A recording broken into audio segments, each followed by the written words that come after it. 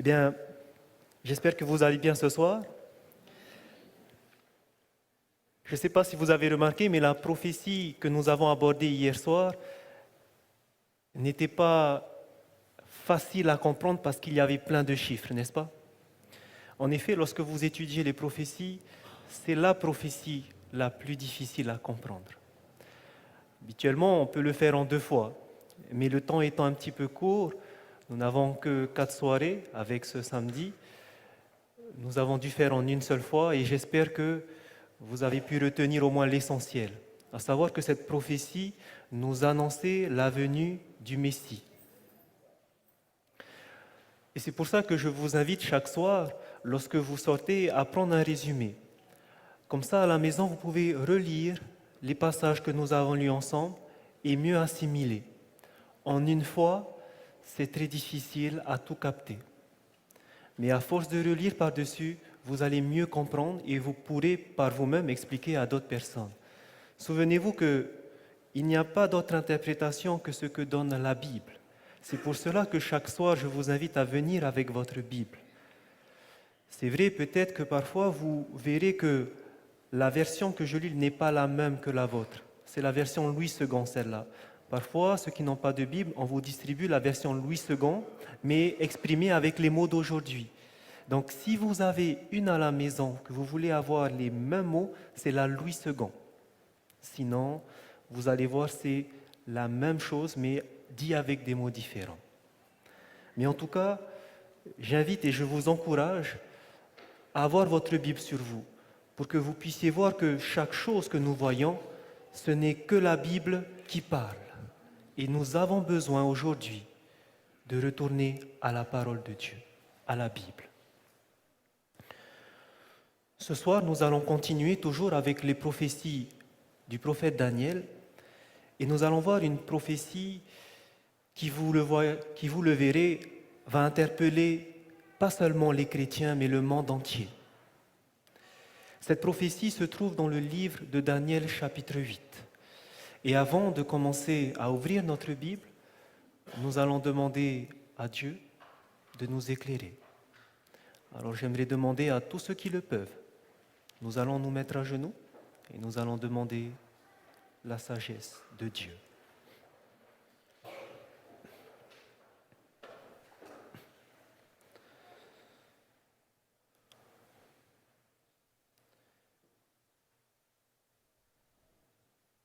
Notre Père qui est aux cieux,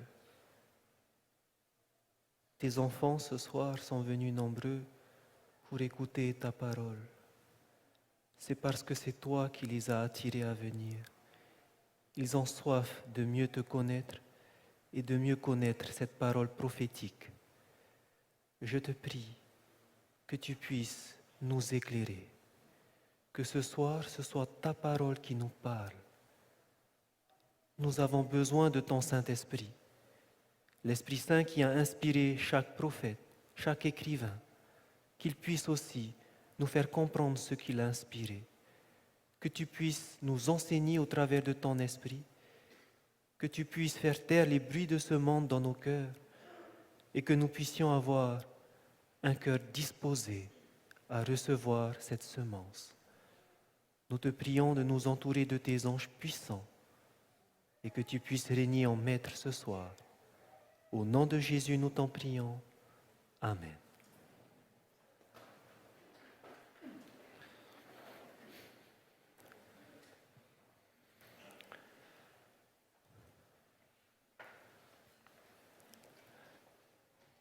Pour ceux qui n'ont pas de Bible, vous pouvez lever le doigt et on passera vous distribuer une Bible.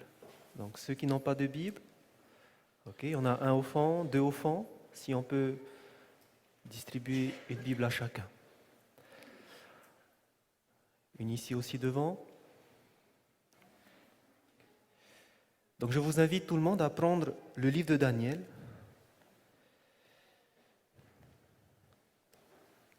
Maintenant, vous commencez à savoir où est Daniel.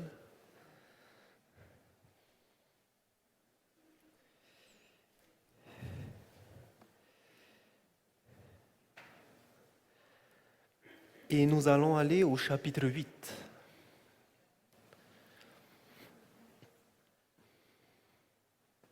Daniel, chapitre 8.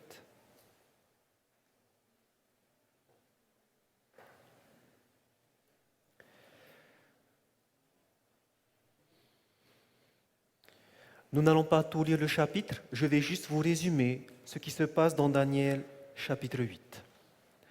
Nous avons déjà vu la vision dont il est question. Daniel va voir deux animaux. Le premier étant un bouc avec une grande corne entre ses yeux et un bélier avec une grande corne, une petite corne. Nous avons vu que le bélier va être attaqué par le bouc et le bouc va tuer le bélier. Nous avons vu de quel animal, de quel royaume il s'agissait. La Bible interprétait lui-même dans Daniel chapitre 8, verset 20, où il est écrit « Le bélier que tu as vu, qui avait des cornes, ce sont les rois des Mèdes et des Perses. » Le bouc maintenant, au verset 21, le bouc, c'est le roi de Javan. Et nous avons vu que Javan, dans les dictionnaires, vous verrez que c'était l'ancien nom pour la Grèce. Okay. Dans cette vision, le prophète va voir la grande corne se casser et quatre cornes pousser à leur place. Elle verra ensuite de l'une de ces cornes sortir une petite corne qui va s'agrandir. Et cette petite corne qui va s'agrandir va s'élever jusqu'au ciel et va commencer à déranger ce qui se passe au ciel. Elle va faire tomber la vérité par terre. Elle va bafouer le sanctuaire. Et la vision nous dit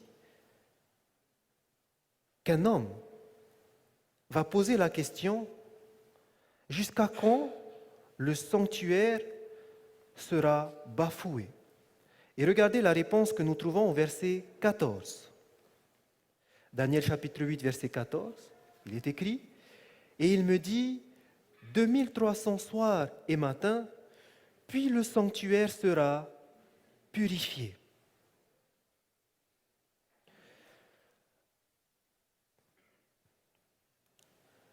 C'est l'ange Gabriel, comme vous verrez au verset 17, qui va venir expliquer que signifie cette vision. Mais vous allez voir que Gabriel ne pourra pas terminer de dire la vision parce que Daniel va commencer à perdre ses forces.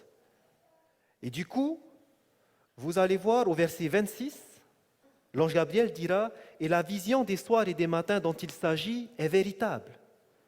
Pour toi, tiens secrète cette vision, car elle se rapporte à des temps éloignés. » Gabriel n'a pas fini.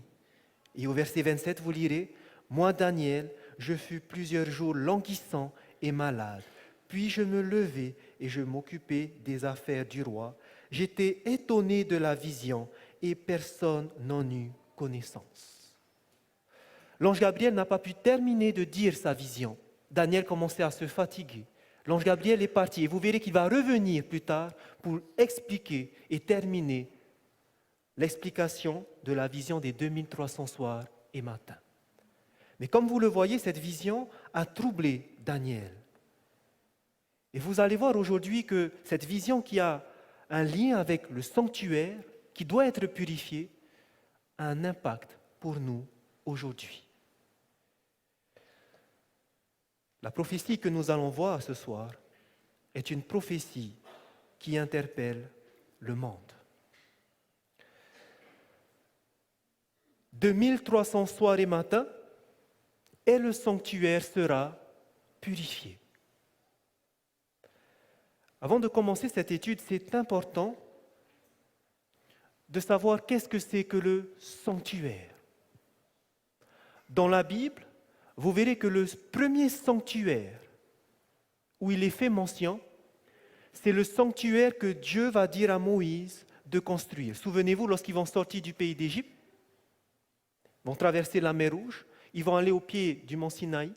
Dieu va leur donner la loi, mais aussi Dieu va leur donner des instructions pour faire construire un sanctuaire.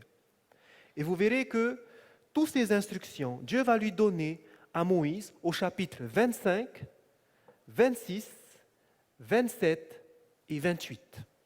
Chaque détail de ce sanctuaire, en partant du mobilier, chaque mobilier qui doit être fait. Au chapitre 26, vous allez voir chaque pièce de la tente qui va être expliquée comment est-ce qu'ils devront faire. Au chapitre 27, vous allez voir comment est-ce qu'on va faire la clôture. Tout sera détaillé. Au chapitre 28, on va même dire comment doivent être les vêtements des sacrificateurs, des prêtres qui vont venir officier dans ce sanctuaire. Ce sanctuaire que Dieu a dit à Moïse de faire était tout d'abord un sanctuaire qui était mobile. Souvenez-vous que Israël ne va pas vite aller dans la terre promise. Dieu avait dit, parce qu'ils ont passé 40 jours à exploiter le pays et qu'ils n'ont pas voulu aller, ils vont rester pendant combien d'années dans le désert? 40 ans. Et donc pendant ces 40 ans, ce sanctuaire était mobile. Il se déplaçait à chaque fois avec ce sanctuaire. Plus tard, ce sanctuaire, il va être construit avec le temple de Salomon. Et là, il sera fixé à Jérusalem. C'est ce sanctuaire dont on parle et chaque détail de son sanctuaire a été écrit, comment est-ce qu'il fallait faire. Ce qui est important maintenant, c'est de savoir qu'est-ce qui se passait dans ce sanctuaire. Vous allez voir que dans ce sanctuaire, il y avait seulement une classe de personnes qui pouvaient y travailler. C'était les descendants de la tribu de Lévi. Seuls eux avaient ce qu'on appelait la prêtrise. Ils pouvaient entrer dans le sanctuaire, ils pouvaient faire le service. Maintenant, le service, il y avait 2 phases. Avant de vous dire quelles sont les 2 phases, j'aimerais juste vous montrer rapidement, pour ceux qui n'ont jamais entendu parler du sanctuaire, est-ce qu'il y en a parmi nous qui n'ont jamais entendu parler du sanctuaire? Oui? Non? D'accord, donc je peux aller... Ok. Donc comme vous le verrez dans Exode chapitre 25 à 28, vous allez voir tout ce détail, je vais juste vous résumer rapidement. Dans ce sanctuaire, il y avait la clôture tout autour et une seule entrée qui était la porte. Devant la porte, il y avait ce qu'on appelait, toute cette cour qu'on appelait le parvis. Dans le parvis, on trouvait ici un premier mobilier qui était l'autel des sacrifices. En face, il y avait une cuve remplie d'eau qu'on appelait la cuve d'airain parce qu'elle était en bronze. Et vous avez ensuite en face une tente qu'on appelait la tente d'assignation. Cette tente était composée de 2 lieux distincts séparés par un voile. Le premier, le lieu saint, le deuxième, le lieu très saint. Dans le lieu saint, on avait 3 mobiliers. En entrant à gauche, vous avez le chandelier. À droite, vous avez la table des pains de proposition. Et en face, devant le voile, ce qu'on appelait l'autel des parfums, où on faisait brûler de l'encens. Derrière le voile, dans le lieu très saint, il y avait l'arche de l'alliance, avec les 2 chérubins dont les ailes se touchaient. Et il y avait ici le couvercle qu'on appelait le propitiatoire, sous lequel se trouvaient les 10 commandements. Donc les 2 tables de la loi que Dieu a données se trouvaient en dessous, avec la manne qui était tombée du ciel et la verge d'Aaron qui avait fleuri. Donc il y avait tout ça dans ce sanctuaire. Maintenant, voici les 2 services qui se passaient. Qu'est-ce qui faisait à l'intérieur les prêtres? Le premier service, vous verrez cela dans Lévitique chapitre 4 à 7, était ce qu'on appelait le service d'expiation. Le service d'expiation qui consistait à enlever le péché. Tout simplement, lorsqu'une personne avait péché, avait transgressé la loi, la Bible nous dit que le transgresseur méritait la mort. Mais Dieu avait pourvu à un système sacrificiel qui faisait que le pécheur pouvait transférer son péché à un animal. Et l'animal prenait la faute du pécheur et L'animal devait mourir parce que maintenant c'est lui le pécheur. Ce service faisait qu'une personne qui avait péché pouvait se débarrasser de son péché en prenant un animal, en confessant son péché, et cet animal, il l'égorgeait, le sang coulait. Et Hébreux chapitre 9, verset 2 nous dit que c'est avec l'effusion du sang qu'il peut y avoir pardon. On peut pardonner lorsque le sang va couler. C'est pour ça qu'il fallait égorger. Le sang coulait, et voici ce qui se faisait. Le pécheur a confessé, égorgé. Maintenant, c'est le prêtre, c'est-à-dire le lévite, qui va venir recueillir le sang et qui va venir asperger autour. Et selon le péché qu'il a commis, soit le sang de l'animal va venir être aspergé sur les cornes de l'autel, soit le sacrificateur devait cuire la chair et le manger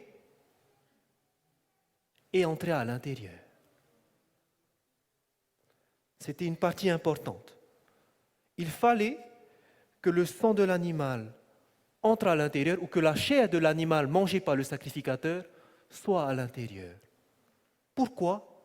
Parce que c'était un moyen de couvrir le péché. Le péché a été pardonné, mais ce péché, on va le transférer maintenant dans la tente d'assignation, dans le lieu saint. Ce service se faisait toute l'année. Toute l'année, les Israélites qui avaient péché apportaient leur sacrifice. Il y avait le sacrifice qui se faisait et on transférait le péché à l'intérieur. Et vous allez voir par exemple que il y avait une importance que Dieu apportait à ce transfert de sacrifice. Quand vous allez regarder par exemple dans Lévitique chapitre 10, il fallait que le péché soit transféré dans le lieu saint. Dans Lévitique chapitre 10, vous allez voir un exemple où les deux fils d'Aaron qui lui restaient, les premiers étant Nadab et Abihu, et ensuite il y avait Éléazar et Ithamar.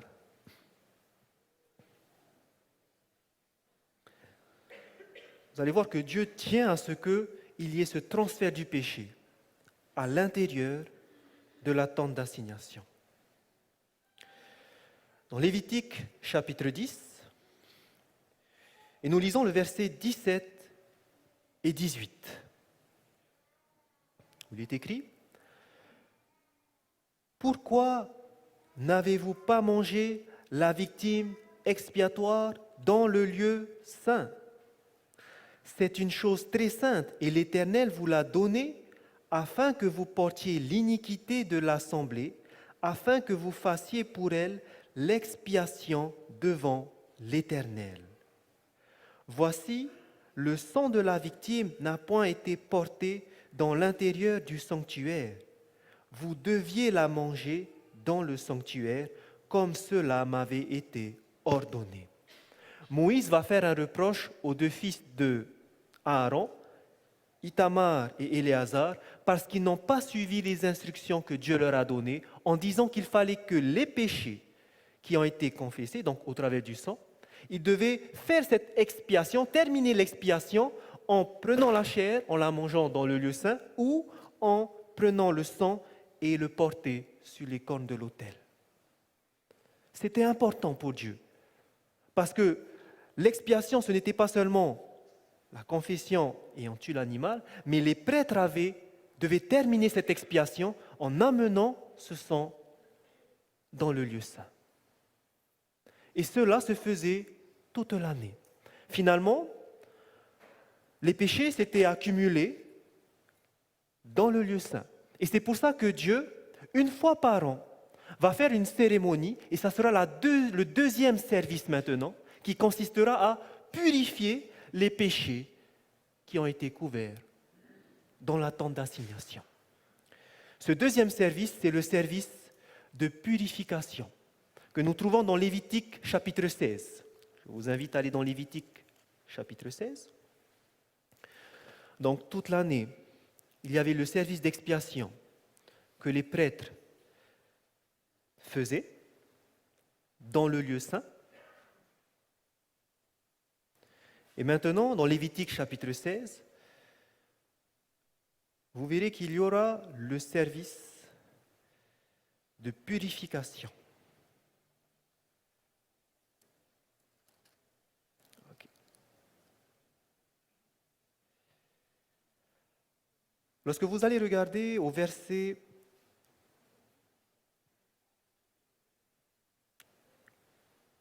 le verset 2, il est écrit, Lévitique chapitre 16, verset 2, « L'Éternel dit à Moïse, parle à ton frère Aaron, afin qu'il n'entre pas en tout temps dans le sanctuaire, au-dedans du voile, devant le propitiatoire qui est sur l'arche, de peur qu'il ne meure, car j'apparaîtrai dans la nuée sur le propitiatoire. » Verset 3, « Voici de quelle manière Aaron entrera dans le sanctuaire. » Là, ici, on va vous dire qu'il va faire d'abord une expiation pour lui, et ensuite, nous n'allons pas tout lire, vous verrez qu'il va prendre 2 boucs. Un bouc pour le Seigneur, un bouc pour Azazel. Le premier bouc va servir à faire la purification du sanctuaire, et le deuxième bouc va servir à prendre les péchés qui ont été accumulés dans le sanctuaire et mettre sur ce deuxième bouc qu'on envoyait dans le désert. Nous allons aller plus loin. Nous allons aller directement au verset 32.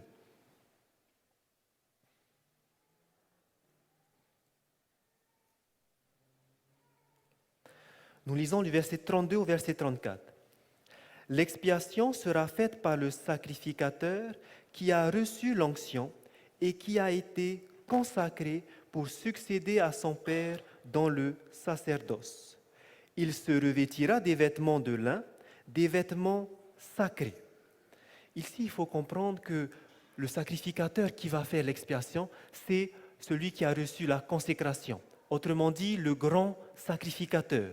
Le grand sacrificateur était le seul qui pouvait faire ce service de purification dans le lieu très saint.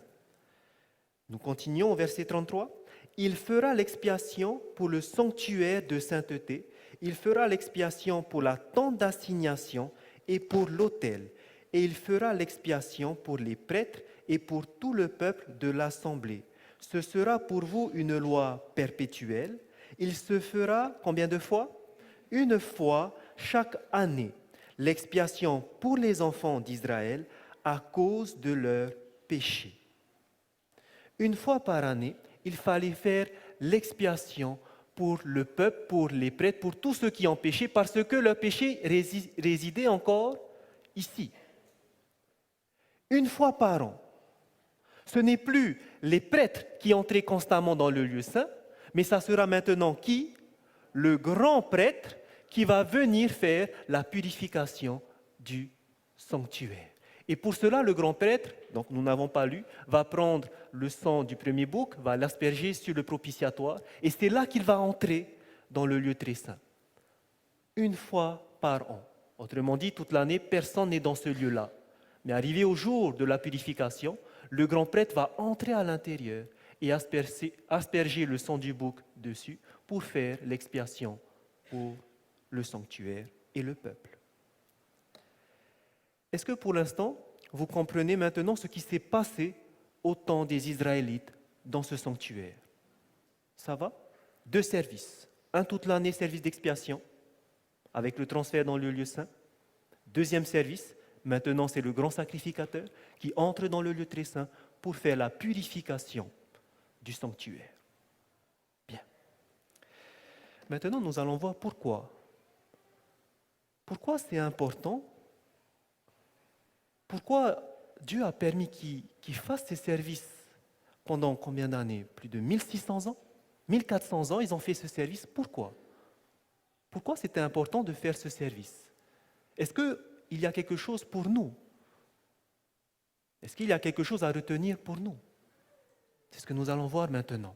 Pour ça, je vous invite à prendre dans Exode chapitre 25. Et vous allez voir le détail qui est important pour nous aujourd'hui. Donc on revient en arrière. Vous avez Nombre, vous revenez encore en arrière, vous avez le Lévitique, vous avez Exode. Exode chapitre 25.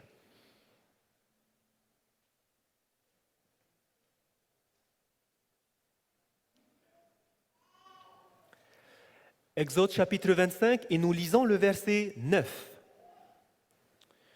Il est écrit, « Vous ferez le tabernacle, c'est-à-dire la tente, et tous ses ustensiles, d'après le modèle que je vais te montrer. » Ok. La tente ainsi que ses ustensiles ont été faits d'après un modèle. Dieu a montré un modèle. Nous allons plus loin au verset 40, toujours dans Exode chapitre 25. Verset 40, regarde et fais d'après le modèle qui t'est montré sur la montagne. Lorsque Moïse a donné les instructions pour faire le sanctuaire, il y avait un modèle. Maintenant, la question, quel était ce modèle? Paul va nous dire quel était ce modèle. Prenez dans Hébreux maintenant.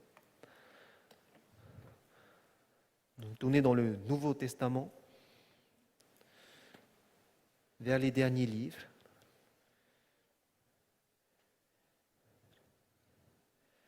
Si vous partez de la fin, vous avez Apocalypse, Jude, les épîtres de Jean, les épîtres de Pierre, et vous arrivez à Hébreux en partant de la fin.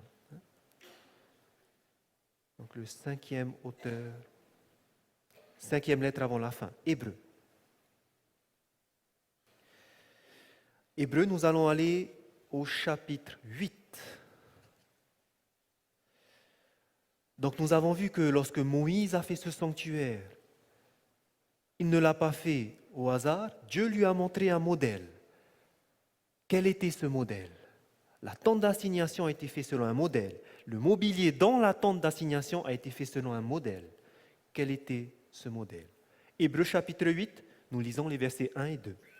Il est écrit, « Le point capital de ce qui vient d'être dit, c'est que nous avons un tel souverain sacrificateur qui s'est assis à la droite du trône de la majesté divine dans les cieux, comme ministre du sanctuaire et du véritable tabernacle qui a été dressé par le Seigneur et non par un homme. » On nous dit que Jésus est notre souverain sacrificateur qui s'est assis à la droite du trône de la majesté, où ça, dans les cieux, et au ciel, il était le ministre du sanctuaire au ciel, et c'était le vrai tabernacle qui a été dressé pas par un homme, c'est-à-dire les Israélites, mais par le Seigneur. Voici donc quel était le modèle que Moïse avait, le véritable, l'original. La tente d'assignation et ses ustensiles ont été faits selon le modèle qui était au ciel. Et si vous voulez avoir la preuve qu'il y a réellement un temple, une tente d'assignation, avec tous ces mobiliers au ciel, il y a un homme, à part Moïse, qui l'a vu. Cet homme, c'était le disciple bien-aimé de Jésus, qui s'appelle Jean. Il va recevoir une révélation de Jésus-Christ dans le livre d'Apocalypse. Et vous allez voir que Jean va voir, dans Apocalypse chapitre 11, le sanctuaire au ciel. Le véritable, celui qui a été fait par le Seigneur et non par un homme. Apocalypse chapitre 11, le dernier livre de la Bible, cette révélation qui vient de Jésus-Christ. Apocalypse chapitre 11, et le verset 19. Nous lisons. C'est bon tout le monde?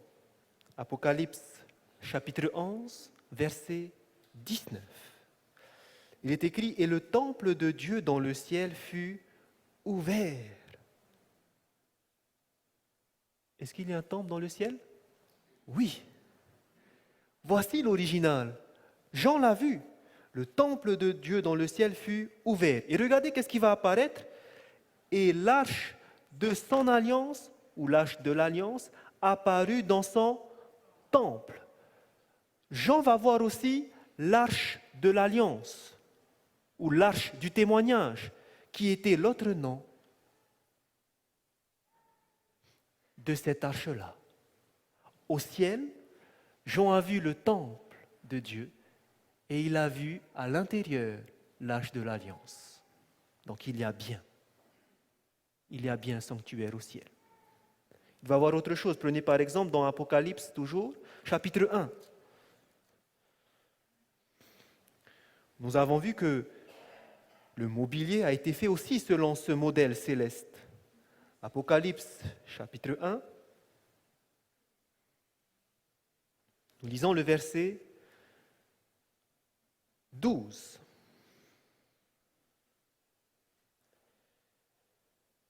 Apocalypse chapitre 1, verset 12, il est écrit « Je me retournai pour connaître quelle était la voix qui me parlait. Et après m'être retourné, je vis 7 chandeliers d'or. » Il a vu 7 chandeliers d'or, qui était ce fameux candélabre qu'il y avait dans le lieu saint. Le chandelier a 7 branches. Jean a vu ce chandelier. Il va voir aussi autre chose, un autre mobilier dans Apocalypse chapitre 8 maintenant.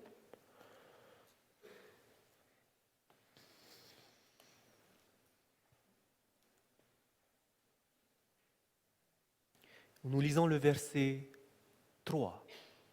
Apocalypse chapitre 8, verset 3. Il est écrit « Et un autre ange vint, et il se tint sur l'autel. Ayant un encensoir d'or, on lui donna beaucoup de parfums afin qu'il les offrît avec les prières de tous les saints sur l'autel d'or qui est devant le trône. » Au ciel, Jean a vu aussi l'autel d'or où on faisait brûler les parfums. Il a vu cet autel des parfums. Donc nous n'avons pas de doute. Lorsque la parole de Dieu nous dit que Moïse a fait le sanctuaire selon un modèle, ce modèle est bien celui qui est dans le ciel, celui qui a été fait par Dieu et non par un homme. Jean a vu ce sanctuaire. Il a vu le temple, il a vu l'arche de l'alliance, il a vu le candélabre, il a vu l'autel des parfums. Il n'y a pas de doute là-dessus. Est-ce que ça va? Ok, nous continuons.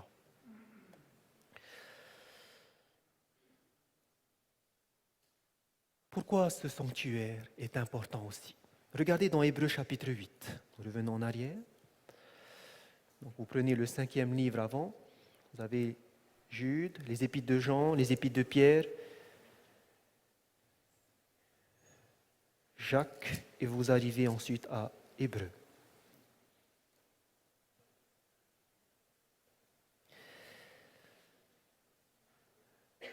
Nous allons relire le verset 1 et 2. Hébreux chapitre 8, versets 1 et 2. Le point capital de ce qui vient d'être dit, c'est que nous avons un tel souverain sacrificateur qui s'est assis à la droite du trône de la majesté divine dans les cieux, comme ministre du sanctuaire et du véritable tabernacle, qui a été dressé par le Seigneur et non par un homme. De qui on nous parle? De quelle personne on nous parle qui est le souverain sacrificateur? Vous verrez le contexte au chapitre 7, on nous parle de Jésus. Regardez maintenant versets 4 et 5. S'il était sur la terre, il ne serait pas même sacrificateur, puisque là sont ceux qui présentent les offrandes selon la loi, lesquels célèbrent un culte, image et ombre des choses célestes, selon que Moïse en fut divinement averti lorsqu'il allait construire le tabernacle, et soin lui fut-il dit de faire tout d'après le modèle qui t'a été montré sur la montagne.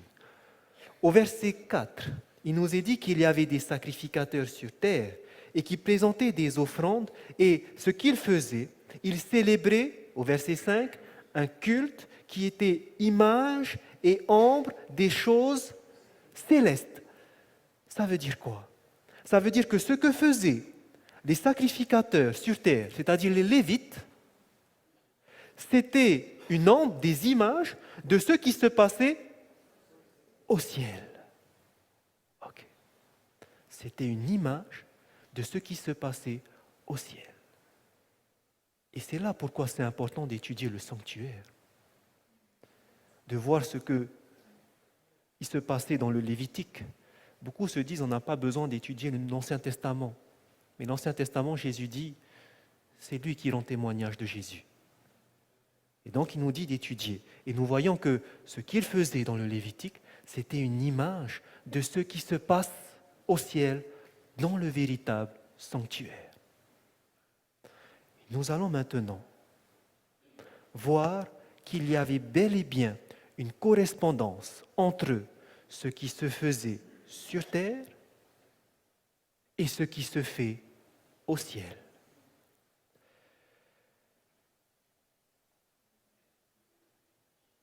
Sur terre, nous avons vu qui pouvait officier. C'était seulement les enfants de la tribu de Lévi. Vous trouvez ça? Donc je vais juste afficher maintenant les diapos, ça sera plus rapide. Vous pouvez noter les références où ils seront sur vos résumés. Dans Nombres chapitre 3, verset 12, c'est ce qu'il est dit. « Voici, j'ai pris les Lévites du milieu des enfants d'Israël à la place de tous les premiers-nés, des premiers-nés des enfants d'Israël. » Donc pourquoi il a choisi les Lévites? Pour lui, ce sont ses premiers-nés. Et regardez maintenant, qui sera le premier-né pour le sanctuaire céleste? Dans Romains chapitre 8, verset 9, il est écrit « Il les a aussi prédestinés à être semblables à l'image de son Fils, Jésus, afin que son Fils fût le premier-né entre plusieurs frères. » Dieu a choisi les premiers-nés, les Lévites, pour être les sacrificateurs, et Jésus est le premier-né de Dieu. Et c'est pour ça que vous voyez dans Hébreux chapitre 9, verset 11, « Mais Christ est venu comme maintenant souverain sacrificateur ou grand sacrificateur des biens à venir. Il a traversé le tabernacle plus grand et plus parfait qui n'est pas construit de main d'homme. » C'est clair. Dieu a choisi les Lévites comme étant le premier-né.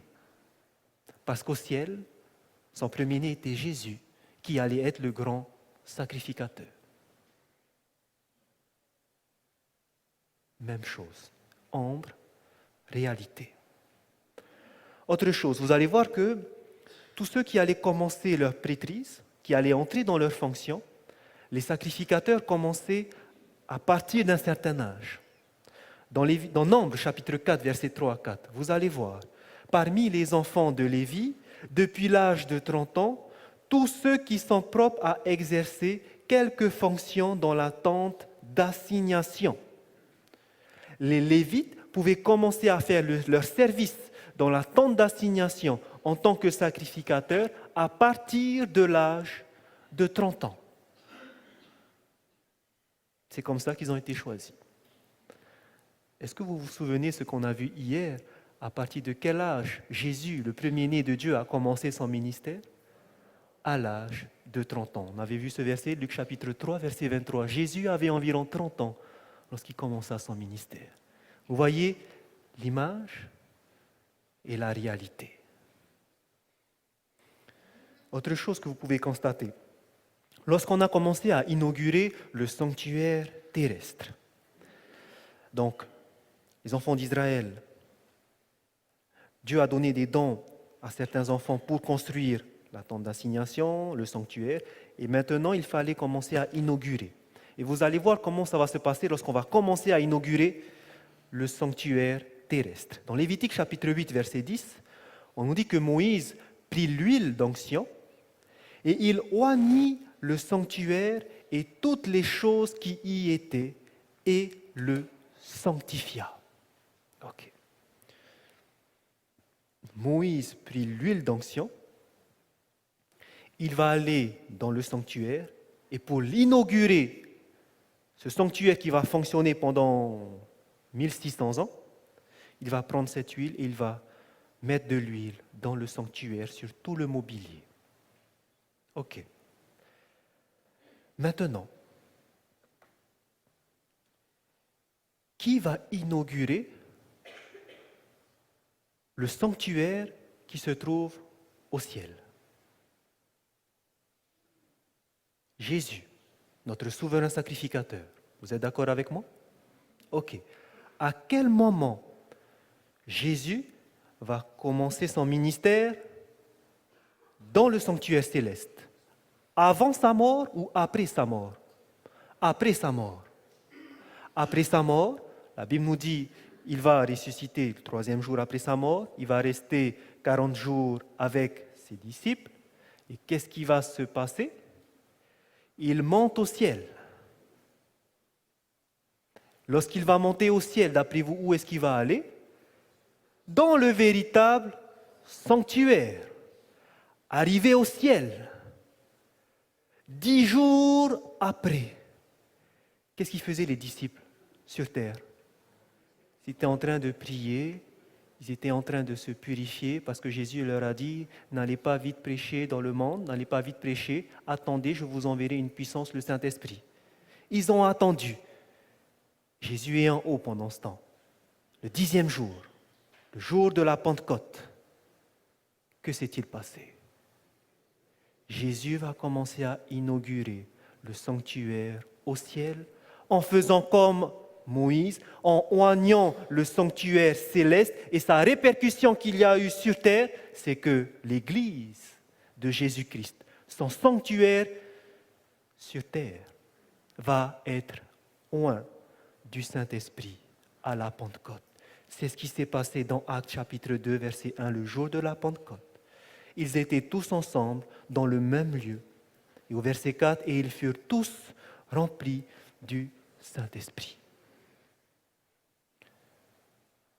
Quand Jésus-Christ a inauguré le sanctuaire céleste sur terre, nous l'avons vu au travers de la pluie du Saint-Esprit. Nous voyons donc bien qu'il y a correspondance entre les deux. La Bible ne ment pas, c'est vrai. Il nous reste à identifier quelque chose. Retournons dans Hébreux chapitre 8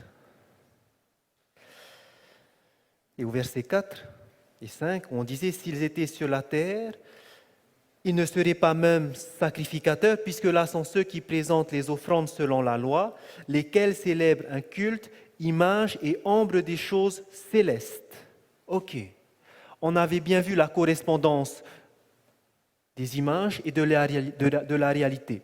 Mais ce qu'ils faisaient aussi, c'est-à-dire leur service, combien de services il y avait? 2 services, le service d'expiation, le service de purification. Eux aussi étaient des ombres des choses célestes. Ce qui veut dire que lorsque Jésus au ciel a commencé à inaugurer le sanctuaire céleste, c'était pour commencer ce qui faisait sur terre le service d'expiation. Jésus est au ciel, il va commencer son service d'expiation. C'est ce que la Bible nous dit dans Hébreux, chapitre 9 maintenant. Et ma question c'est, le service d'expiation, il commence dans quel lieu? Le lieu saint ou le lieu très saint? Le lieu saint. Ce qui veut dire que quand Jésus va monter au ciel, il doit commencer le service d'expiation dans le lieu saint. Beaucoup vont réfuter tout ce que nous avons vu à cause d'un verset, et c'est celui que nous allons lire. Attention, pour voir si un verset est correct, étudiez bien son contexte, et si vous voyez qu'il y a un doute sur ce verset, regardez l'origine grecque de ce mot.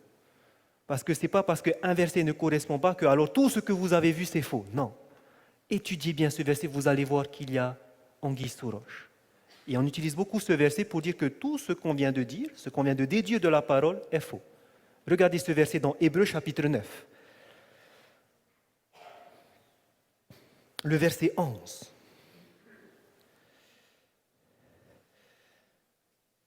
Mais Christ est venu comme souverain sacrificateur des biens à venir. Il a traversé le tabernacle plus grand et plus parfait qui n'est pas construit de main d'homme, c'est-à-dire qui n'est pas de cette création. Stop. Jusqu'à là, tout le monde a compris? Ça va. Quand Jésus est monté au ciel, il est parti dans le sanctuaire céleste. Maintenant, dans quel lieu il va aller? Regardez au verset 12. Et il est entré une fois pour toutes dans... Ok. Qui a dans sa Bible le lieu très saint? Levez le doigt. Ok. Qui a dans sa Bible le Saint des Saints? Levez le doigt. Qui a dans sa Bible le lieu saint?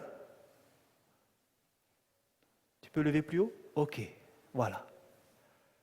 Alors, stop maintenant. Nous avons dit quand Jésus va monter dans le ciel, il va aller d'abord dans le lieu saint. Et nous avons tous lu le lieu très saint. Waouh! On a eu tort alors. Vous n'avez pas remarqué qu'il y a une qui a levé le doigt pour dire qu'il y a le lieu saint? C'est là qu'il faut faire attention. Lorsque vous allez prendre une Bible, la Bible a été traduite à partir des textes originaux. Pour le Nouveau Testament, c'est le grec. Pour l'Ancien Testament, c'est l'hébreu. Lorsque vous voyez qu'il y a quelque chose qui cloche, comme là ici par exemple, c'est écrit le lieu très saint. Et vous voyez, mais ce n'est pas normal, on vient de déduire que c'est le lieu saint. Allez regarder à la racine grecque. Et vous allez voir comment est-ce que c'est traduit. Si vous ne savez pas comment faire, allez chercher d'autres versions de la Bible. Et vous verrez dans d'autres versions que eux, ils ont traduit différemment. Je vais vous montrer. Vous prenez par exemple dans la version Martin. La Bible Martin 1744, ce n'est pas marqué le lieu très saint, mais c'est marqué le lieu saint. Dans la version Osterwald en français, c'est marqué le lieu saint. Dans la version anglaise, King James, c'est marqué The Holy Place, le lieu saint. Pourquoi alors dans certains c'est marqué le lieu saint? Pourquoi dans certains c'est marqué le lieu très saint? C'est parce qu'il y a la racine qu'il faut faire attention. Le mot grec utilisé ici, où c'est traduit le lieu très saint ou le lieu saint, c'est marqué tahagia. Tahagia. Si on veut traduire le lieu très saint, comme c'est marqué Hébreux chapitre 9, verset 4, regardez un petit peu. Pardon, verset 3. Derrière le second voile se trouvait la partie du tabernacle appelée le Saint des Saints. Dans d'autres versions, peut-être vous avez le lieu très saint. Le mot ici, c'est bien le lieu très saint. Et l'original vous marque Hagia, Hagion. Hagia, c'est saint. Saint des saints, le lieu très saint. Donc là, c'est bien le lieu très saint. Et quand vous allez dans Hébreux chapitre 9, verset 12, le verset qu'on vient de lire, si c'était lieu très saint, ça aurait été marqué Hagia Hagion. Mais ce n'est pas Hagia Hagion. C'est marqué Ta Hagia. On ne peut pas traduire par le lieu très saint, mais bien par le lieu saint. Est-ce que tout le monde a compris maintenant? Donc vous pouvez maintenant prendre votre Bible. Si vous avez un stylo, barrez lieu très saint. Pardon, balayez le mot très. Vous laissez lieu saint. Et vous marquez dans la marge Tahagia. Et vous pouvez même aller au verset 3, et là où c'est marqué le Saint des Saints, est marqué Hagia Hagion. Et c'est ce mot-là qu'on devrait retrouver au verset 12, et non Tahagia.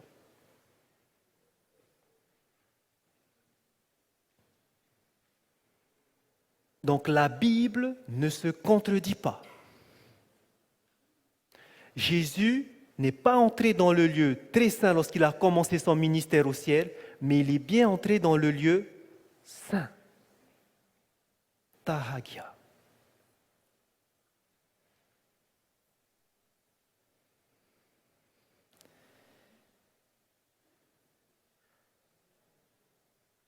Et Et c'est pour ça que dans Hébreux chapitre 9, nous allons lire le verset 24.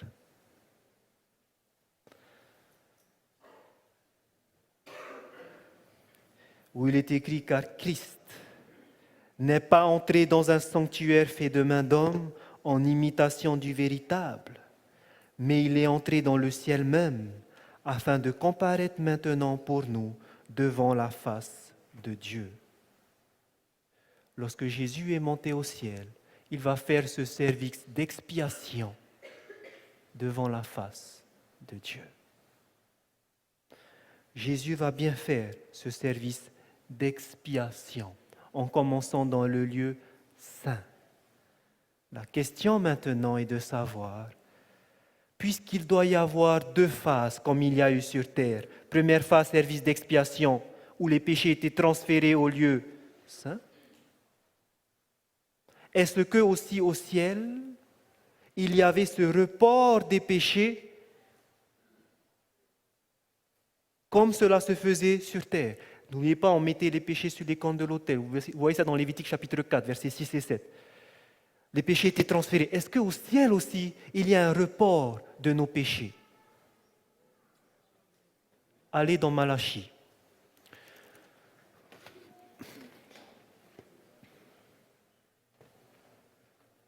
Nous allons dans Malachie. Donc c'est le livre juste avant Matthieu, le dernier livre de l'Ancien Testament.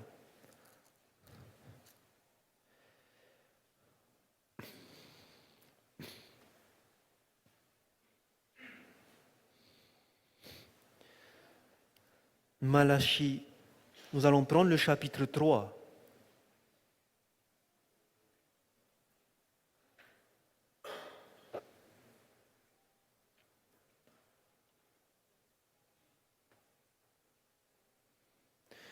Et nous lisons le verset 16. Malachie chapitre 3, verset 16, il est écrit « Alors ceux qui craignent l'Éternel se parlèrent l'un à l'autre. L'Éternel fut attentif et il écouta. Et un livre de souvenirs fut écrit devant lui pour ceux qui craignent l'Éternel et qui honorent son nom. » La Bible nous dit qu'au ciel, Dieu est attentif à ce qui se passe sur terre et il écrit dans un livre. Ici, on nous parle du livre de souvenirs. Il écrit des choses dans ce livre, le livre de souvenirs. Donc il y a bien des choses qui sont marquées au ciel. Ici, ce sont des choses bonnes, parce qu'on nous dit que c'est pour ceux qui craignent l'Éternel qu'on va écrire les choses dans le livre de souvenirs. Mais quand vous allez prendre par exemple Apocalypse chapitre 20, vous allez voir qu'il y a d'autres choses qui sont écrites. Chaque chose qui se passe sur terre est écrite.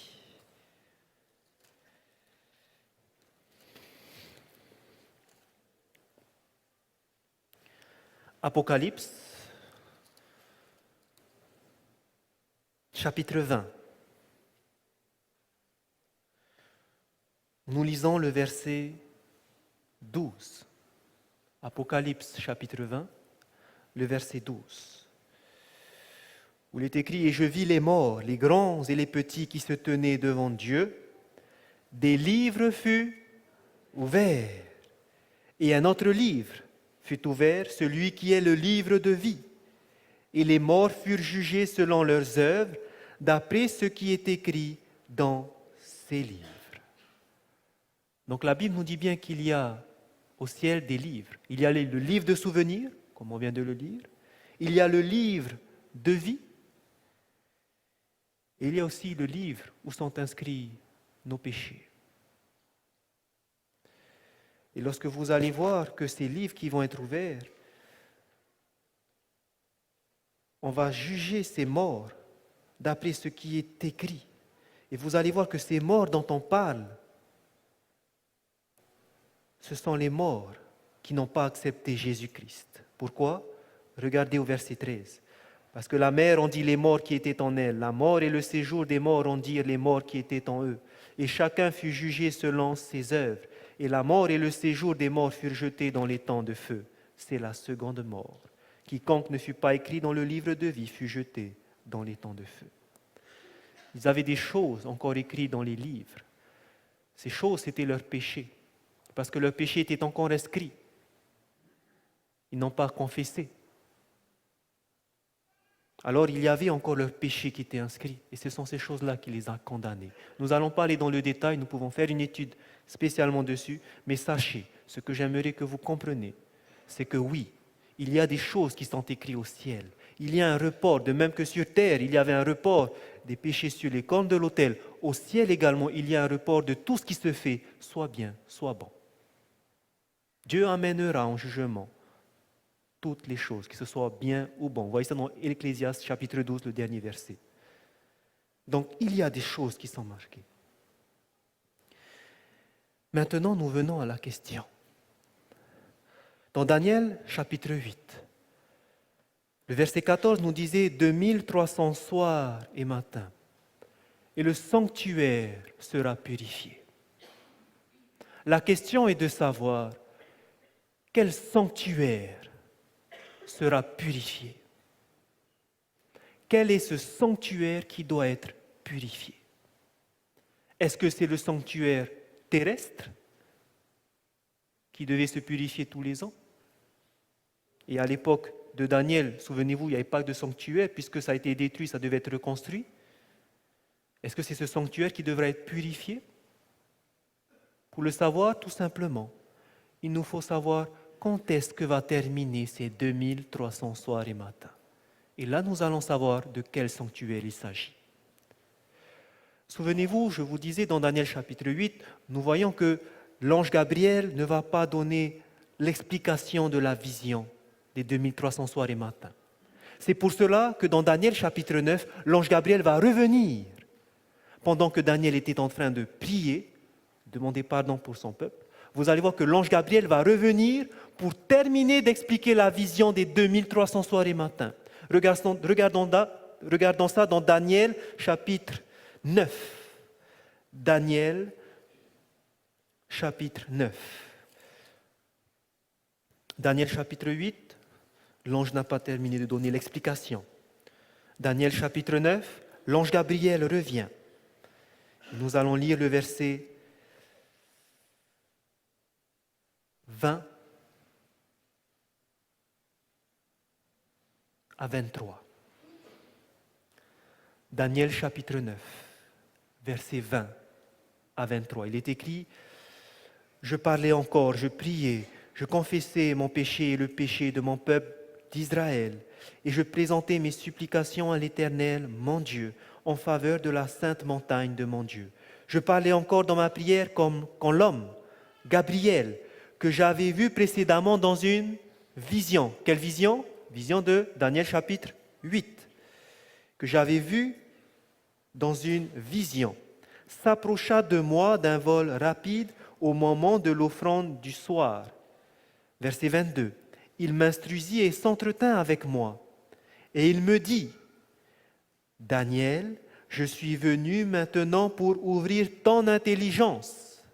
Maintenant, l'ange Gabriel va expliquer à Daniel ce qu'il n'avait pas compris, ce qu'il disait que personne n'avait connaissance de la vision. Et maintenant, l'ange va lui expliquer. Regardez au verset 23. Lorsque tu as commencé à prier, la parole est sortie et je viens pour te l'annoncer, car tu es un bien-aimé. Sois attentif à la parole et comprends la vision. Quelle vision il faut comprendre maintenant?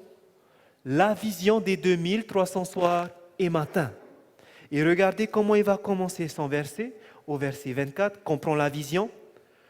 70 semaines ont été fixées sur ton peuple et sur ta ville sainte pour faire cesser les transgressions. C'était la prophétie qu'on a vue hier soir. La prophétie des 70 semaines. Et maintenant, il faut bien comprendre l'origine des mots.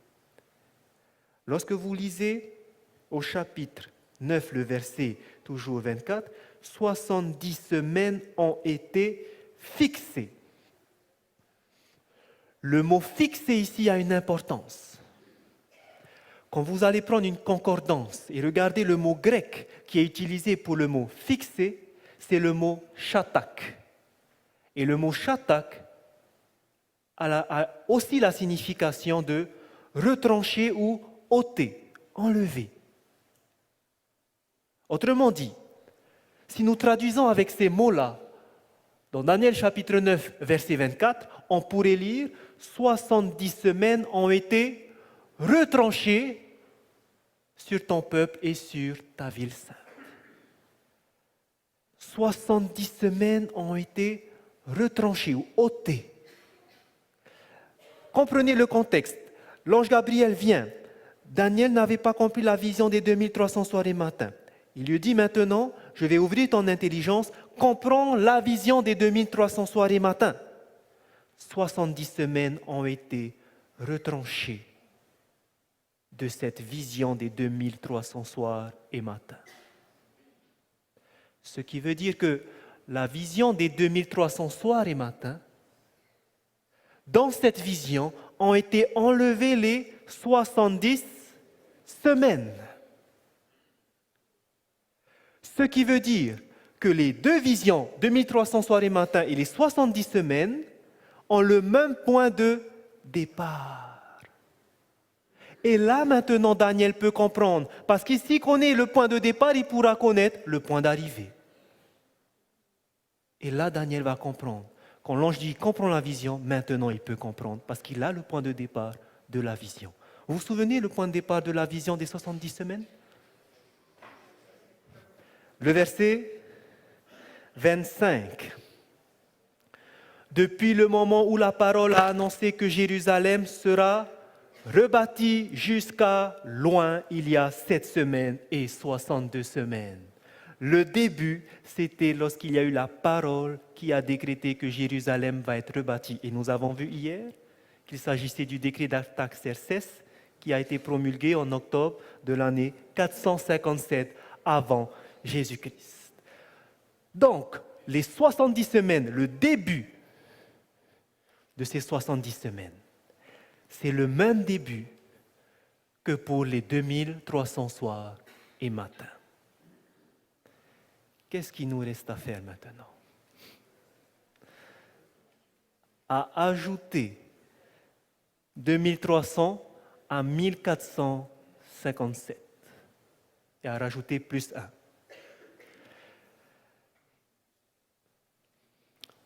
Vous avez une autre méthode. Comme il y a déjà 490, vous vous souvenez comment on trouve les 490 ? 70 semaines qui font combien de jours ? 70 fois 7, 490 jours. Et un jour est égal à un an, donc ça fait 490 années. Combien il reste à ajouter à 490 pour arriver à 2300 ? Dites-moi. 2300, vous enlevez 490, combien il va rester ? J'ai entendu. 1810. Amen. Donc il reste à ajouter 1810 après la fin des 70 semaines, qui nous avons vu hier soir terminer avec la lapidation d'Étienne en octobre de l'année 34 après Jésus-Christ. 34 plus 1810, et on arrive à 1844 du mois d'octobre. Ok, stop. Maintenant, posez-vous la question. En 1844, le sanctuaire doit être purifié. Est-ce qu'on parle du sanctuaire terrestre ou est-ce qu'on parle du sanctuaire céleste ? Est-ce que c'est possible qu'il s'agisse du sanctuaire terrestre ? Parce que où est le sanctuaire terrestre ? On a vu que lorsqu'ils ont refusé, Israël, de recevoir le Messie, qu'est-ce qui s'est passé pour eux ? Le temple de Jérusalem a été détruit par le dévastateur, par l'armée du général Titus. Donc, à partir de l'année 70, il n'y a plus de sanctuaire terrestre. Et jusqu'à aujourd'hui, il ne reste plus de sanctuaire là-bas à Jérusalem, il ne reste que les murs extérieurs. Donc, de quel sanctuaire il s'agit ? Celui qui est au ciel.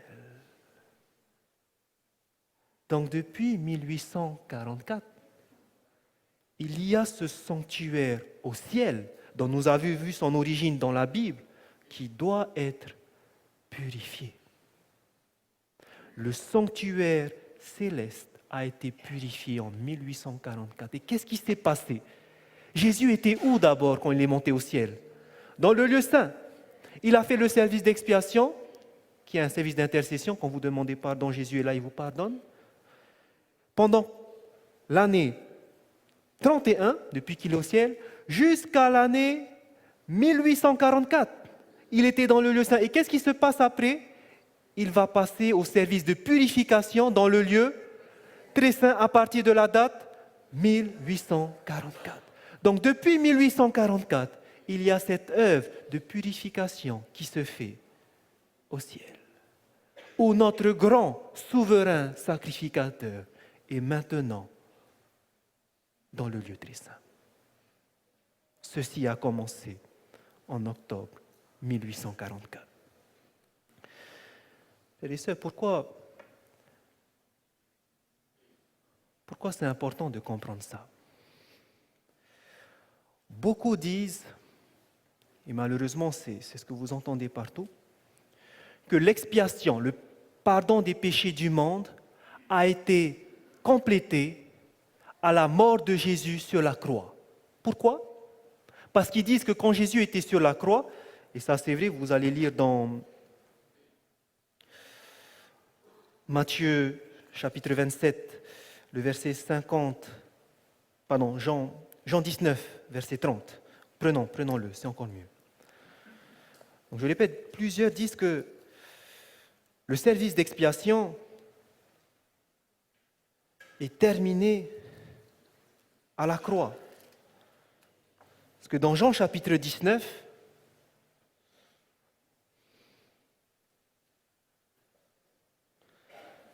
verset 30, regardez ce que Jésus va dire sur la croix. Jean chapitre 19, verset 30. Nous lisons, quand Jésus eut pris le vinaigre, donc là il est sur la croix, il dit, tout est accompli. Donc tout est accompli.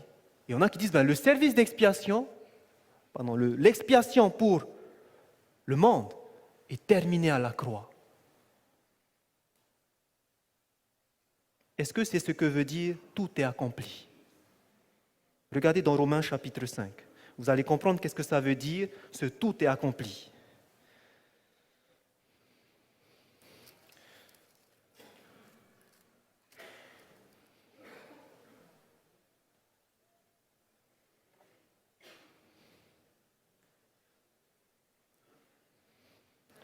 Romains chapitre 5, et nous lisons le verset 6.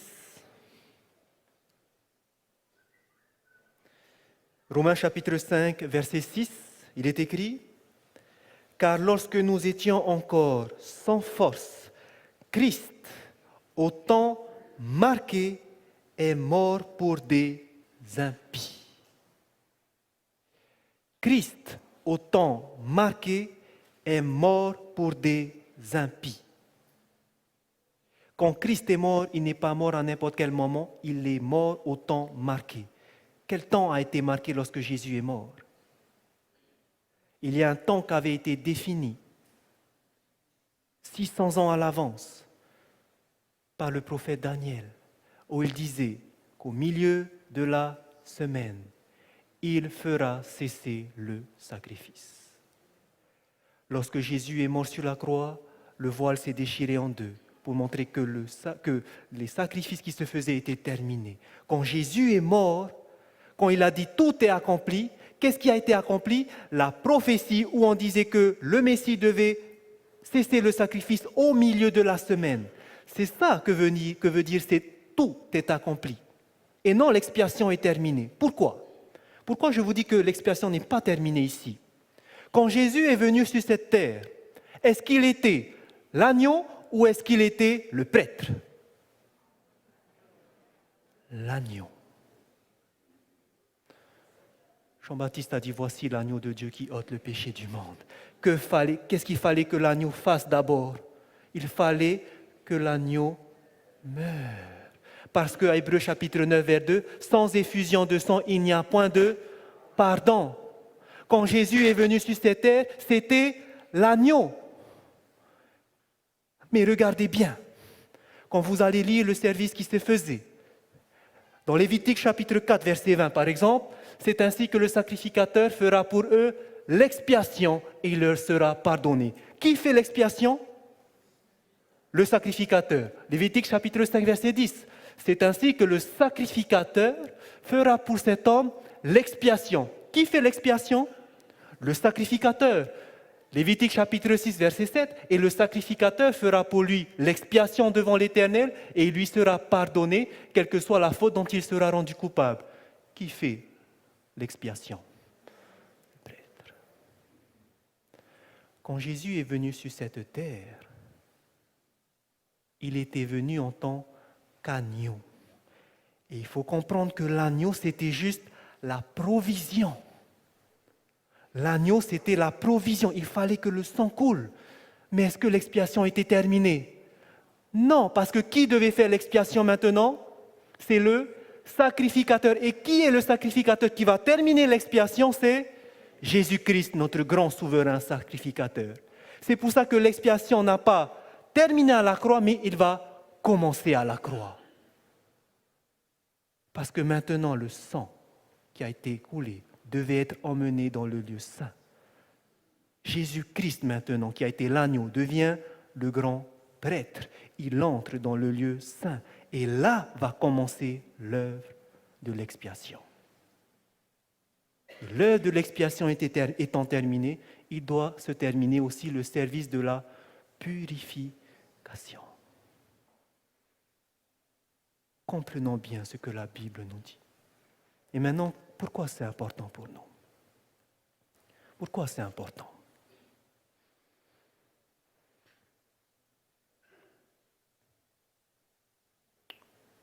Lorsque vous allez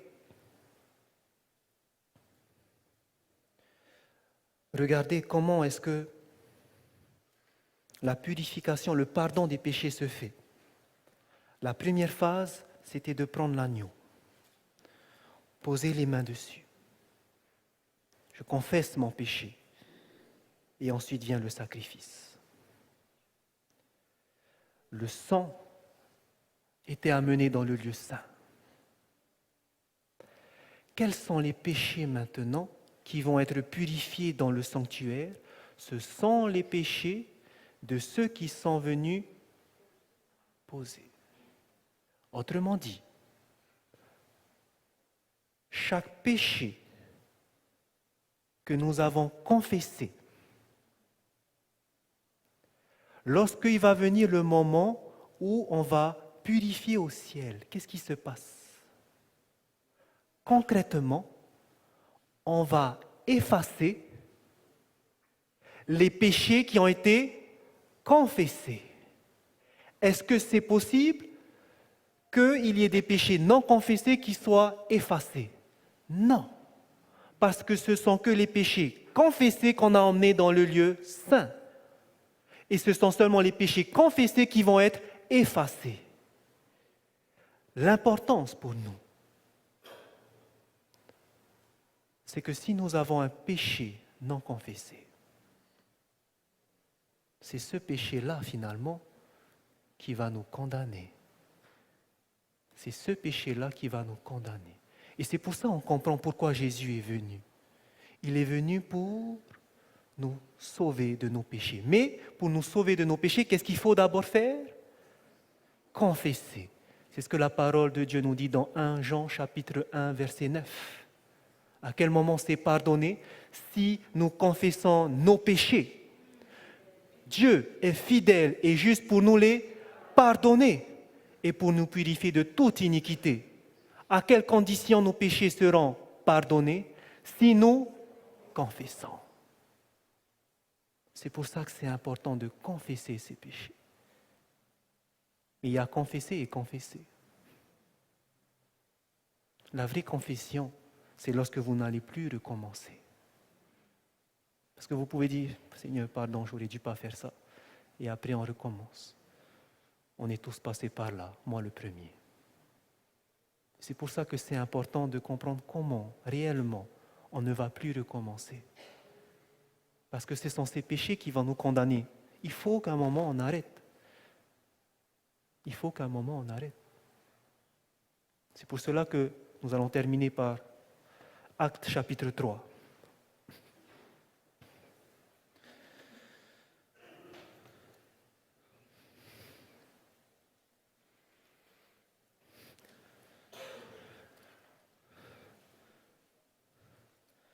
Comment faire?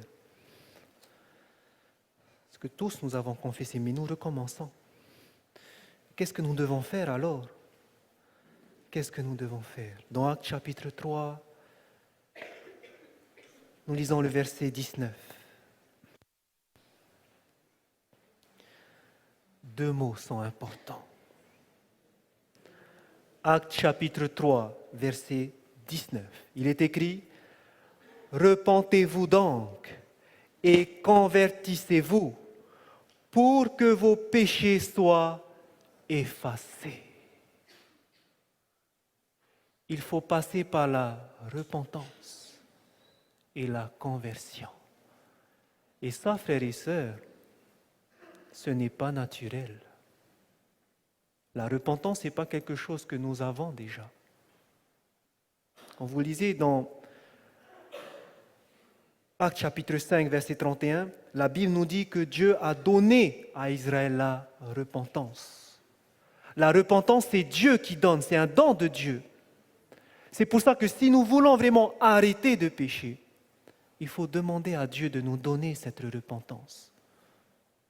Et la vraie repentance, cette repentance où on regrette vraiment de faire le péché.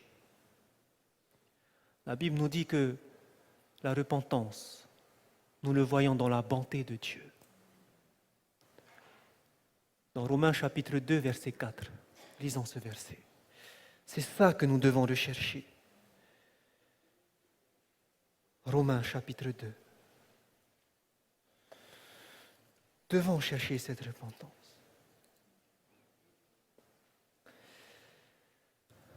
Romains chapitre 2. C'est cette repentance qui va faire qu'on va arrêter. Romains chapitre 2, nous lisons le verset 4. Où il est écrit: où méprises-tu les richesses de sa bonté, de sa patience et de sa longanimité, ne reconnaissant pas que la bonté de Dieu te pousse à la repentance. Qu'est-ce qui va nous pousser à la vraie repentance? C'est la bonté de Dieu. Si nous voulons mettre fin à ces fausses repentances, recherchons et comprenons c'est quoi la bonté de Dieu. Et pour cela, je vous invite à prendre dans 1 Jean chapitre 4. C'est quoi la bonté de Dieu? C'est ce que nous voulons. Nous voulons expérimenter la vraie repentance. Pas celle où on se repent et on recommence. Pas celle où on se repent parce qu'on n'a pas envie d'être parmi les réprouvés. Ce n'est pas parce que j'ai peur du châtiment que je vais me repentir. Non, ça c'est la fausse repentance. C'est la repentance dont Judas est passé. Mais il nous faut cette vraie repentance qui vient de la bonté de Dieu. Et cela, nous le trouvons dans 1 Jean, chapitre 4. 1 Jean, chapitre 4. Et nous lisons le verset 9. Au verset 9, il est écrit: l'amour de Dieu a été manifesté envers nous en ce que Dieu a envoyé son Fils unique dans le monde afin que nous vivions par lui. La Bible nous dit que c'est la bonté de Dieu qui nous pousse à la repentance. La bonté de Dieu nous est montrée lorsque Dieu a donné son Fils pour que nous vivions par lui. Voici comment avoir la vraie repentance. C'est de comprendre ce qui s'est passé lorsque Daniel a dit que le Messie va venir, qui va faire cesser le sacrifice. C'est le Fils de Dieu qui est venu.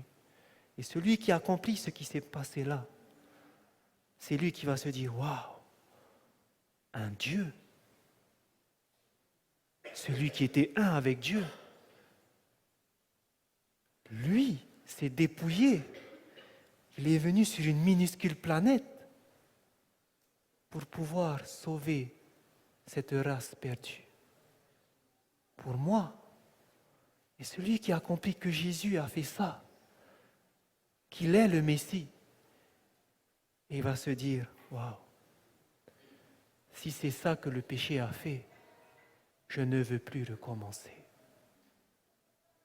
Je ne veux plus recommencer. Je ne veux plus être celui qui a tué Jésus-Christ. Je veux maintenant croire à son sacrifice et que, comme il le dit, il peut nous affranchir du péché. Par la puissance du Saint-Esprit, il me donnera le vouloir et le faire pour ne plus recommencer. C'est ça la vraie repentance. C'est pour cela qu'il faut contempler Jésus-Christ. C'est pour cela que Jésus a dit « Je suis le chemin, la vérité et la vie ». En Jésus seul, nous pouvons avoir cette vie éternelle. Regardons à Jésus-Christ, méditons sur ce sacrifice. Et vous allez voir qu'avant de faire la bêtise, vous allez penser d'abord à ça et vous n'allez plus vouloir le faire. Vous allez avoir la haine du mal. Vous n'allez plus vouloir le faire parce que l'Esprit de Dieu nous vous dira non, arrête. Et c'est ça qu'il faut rechercher présentement. Parce que dans Apocalypse chapitre 14, verset 6, il nous est dit que maintenant, il faut craindre Dieu, il faut lui donner gloire, parce que l'heure de son jugement est venue. L'heure de son jugement est venue. Ce jugement qui se passe au ciel, où on est en train d'effacer nos péchés, ce jugement est arrivé en 1844. Et tous ceux qui ont professé croire en Jésus-Christ et qui ont entendu ces appels seront jugés. Leurs péchés, s'ils ont été confessés, seront effacés. Mais ceux qui professent croire à Jésus-Christ, mais continuent à vivre une vie qui déplaît à Dieu, qui continuent à crucifier Jésus-Christ par leurs péchés, ne jouons pas avec le péché parce que ça va nous condamner. J'aimerais tout simplement vous dire en terminant que l'œuvre de Jésus-Christ, en venant sur cette terre, il est venu en tant que provision. Il a apporté ce sacrifice. Mais que maintenant il est au ciel. Il a continué en faisant cette expiation et qui termine avec cette purification. Et cette purification, c'est ce qu'il a envie aussi que son Église, sur terre, ceux qui professent croire en Jésus-Christ, passent par cette réelle purification. Et nous venons de voir comment cela se fait. C'est en méditant sur Jésus-Christ, le chemin, la vérité et la vie. Que le Seigneur vous bénisse, frères et sœurs. Amen.